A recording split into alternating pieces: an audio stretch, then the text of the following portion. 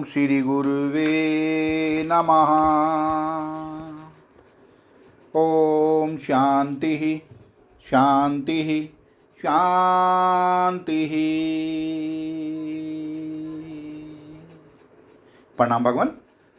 भगवान, अभी हमारा सत्संग पक्षपात रहित अनुभव प्रकाश श्री स्वामी विशुद्धानंद जी प्रसिद्ध काली कमली वाले बाबा जी द्वारा विरचित और सग नंबर 5 से व्याख्या चल रही है भगवान, जिसमें अभी शीर्षक लेते हैं हरिद्वार।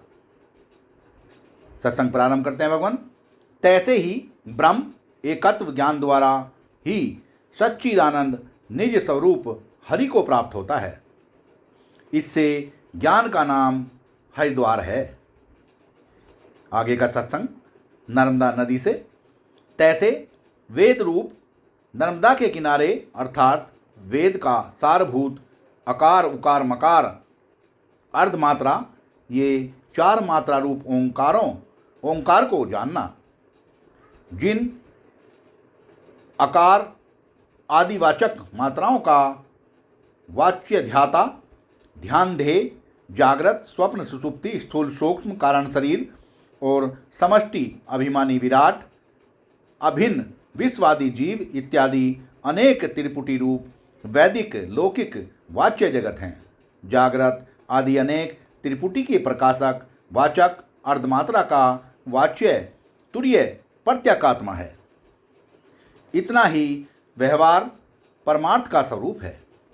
सो वाच्य वाचक भाव से सर्व ओंकार रूप ही है।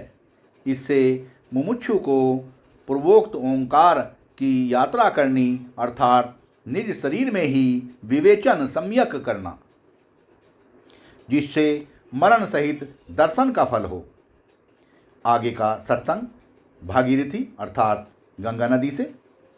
तैसे ही मुमुक्षु रूप भगीरथ के अष्टांग योग तथा आत्म अनात्म का सम्यक विवेक रूप सांख्य योग यत्न रूप तपस्या द्वारा अंतःकरण रूप हिमालय से ब्रह्माकार वृत्ति रूप ज्ञान स्वरूप गंगा उत्पन्न होती है। पुनः ब्रह्म रूप समुद्र में एक रूप हो जाती है। मनोनाश वासनाक्षय व उपरति वैराग्य ज्ञान रूपी गंगा से जब मिलती है तब जीवन मुक्ति रूप त्रिवेणी हो जाती है। दोबारा से दोहराते भगवान। मनोनाश वासनाक्षय व उपरति वैराग्य ज्ञान रूपी गंगा से जब मिलती है तब जीवन मुक्ति रूप त्रिवेणी हो जाती है।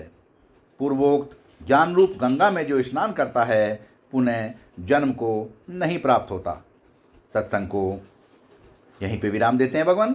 आगे का सत्संग कल लेंगे। प्रणाम भगवान।